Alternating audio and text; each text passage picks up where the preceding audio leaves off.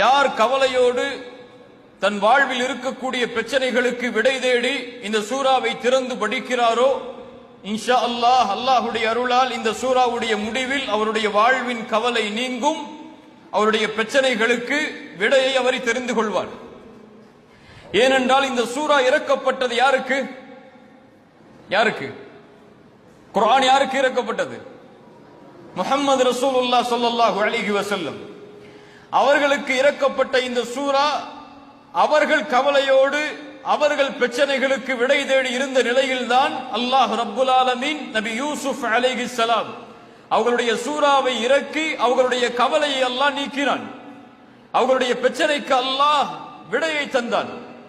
நபியின் கவலையை இந்த சூரா போக்கி இருக்குமானால், நபியின் பிரச்சனைகளுக்கு இந்த சூராவில் விடை இருக்குமானால், அல்லாஹுடைய அருளால் நிச்சயமாக இந்த சூரா எம்முடைய வாழ்வில் இருக்கக்கூடிய கவலையையும் எம்முடைய வாழ்வில் இருக்கக்கூடிய பிரச்சனைகளுக்கும் விடையாக இன்ஷா அல்லாஹ் அமையும்.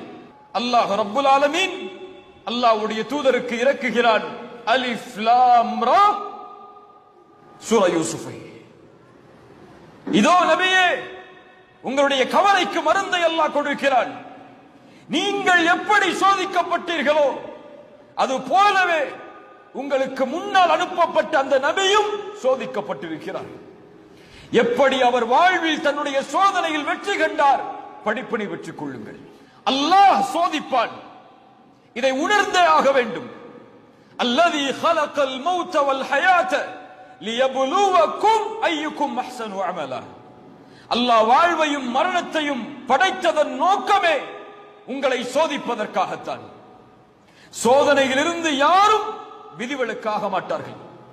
பாவிகள் மட்டும் தான் இந்த உலகத்தில் சோதிக்கப்படுவார்கள் என்றால் நபிமார்கள் ஏன் சோதிக்கப்பட்டார்கள்?